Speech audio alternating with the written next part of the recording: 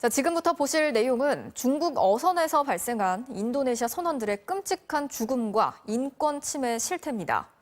이 사안을 MBC가 보도하게 된 건 이 배가 부산항으로 입항한 사이 선원들이 한국 정부 그리고 MBC에 도움을 요청했기 때문입니다. 처음에는 그들이 제공한 영상과 증거를 눈으로 보고도 믿을 수 없었고 그 실태를 파악하기도 전에 중국 배는 공해상으로 나갔습니다. 즉각 국제적인 공조 수사가 필요해 보입니다. 고은상 기자의 단독 보도입니다. 지난 3월 30일 서태평양 해상. 한 중국어선 갑판 위에 붉은 천으로 감싼 관 하나가 놓였습니다. 입관된 사람은 인도네시아 선원인 24살 아리 씨.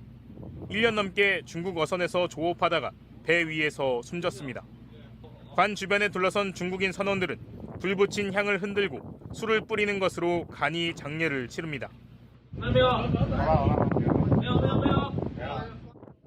그리고는 관을 들어 그대로 바다에 던져버립니다.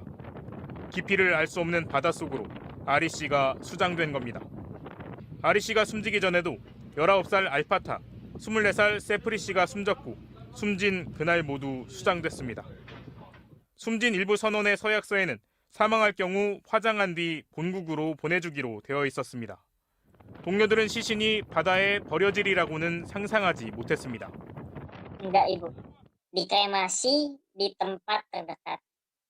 동료 선원들은 배 위의 환경이 열악했고 노동 착취도 이어졌다면서 숨진 선원들이 한 달 가까이 질병에 시달리며 고통을 호소했다고 증언했습니다. Awalnya kram, terus dia tahu-tahu kakinya bengkak dan dari kaki itu langsung nyerang ke badan. Dia nyerang ke badan langsung sesak dia, Bu.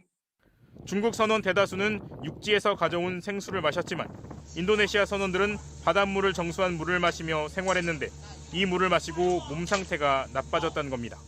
Emang pusing, emang nggak bisa minum air itu sama sekali, Ibu. Pernah juga sampai kayak ada dahak-dahak di sini. 게다가 하루 18시간에 이르는 고된 노동에 시달렸다고 합니다. Waktu kerjanya, Bu, jadi kayak berdiri itu sekitar 30 jam dan setiap 6 jam kan makan ya. Nah, jam makan inilah yang dimanfaatkan kami hanya untuk duduk. 하지만 이들은 노예 같은 환경 속에서 벗어날 수 없었습니다. 전형적인 착취와 또 바다에 묶어두는 그런 장치들이 있는 거예요. 아까 여권이 압수되는 거, 이탈 보증금을 포함한 엄청나게 높은 송출 비용, 이런 것 때문에 선원 중 5명은 바다에서 13개월 동안 일하고도 고작 $120, 우리 돈으로 14만 원을 받았습니다. 월급으로 치면 11,000원을 받은 셈입니다.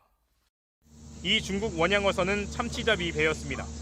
하지만 수시로 긴 막대를 이용해 상어를 잡아 올렸고 샥스핀, 그러니까 상어 지느러미만 도려내 따로 보관했습니다. 보통 하루에 20마리 이상의 상어를 포획했다고 했거든요. 상어 지느러미 16상자를 봤다고 했거든요. 한 상자가 45kg이. 그러면 대략 800kg. 명백한 불법 조업을 들킬까봐 사망자가 생겨도 육지로 돌아가지 않고 조업을 계속했을 것으로 환경단체는 보고 있습니다. 배 안에 너무나 많은 상어 지느러미가 있다 보니까 검색을 받았을 경우에 엄청나게 큰 제재를 받기 때문에 그게 무서워서 안 들어간 걸로. 참다 못한 선원들이 다른 배로 갈아타고 지난 4월 14일 부산항에 도착했지만 열흘간 부산항 앞바다에서 기다려야 했습니다.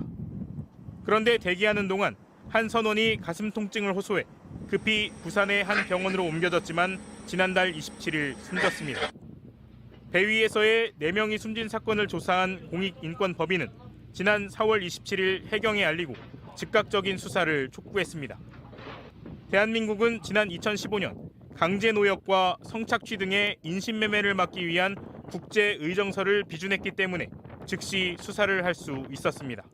이 의정서를 비준을 하고 그걸 이행하기 위해서 우리가 형법을 개정을 했거든요. 이러한 인신매매 사건의 경우에는 이 보편 관할권이 적용이 되기 때문에 한국에서 이거를 수사를 해야 된다는 거죠. 하지만 이틀 뒤 중국 선박이 공해상으로 나가버렸고 해경은 더 이상 수사를 할 수 없다고 통보를 해왔습니다. 부산에 격리된 나머지 선원들은 자신들이 겪은 인권 침해를 세상에 알리고 싶다며 한국 정부의 철저한 조사를 당부하고 있습니다. MBC 뉴스 고은상입니다.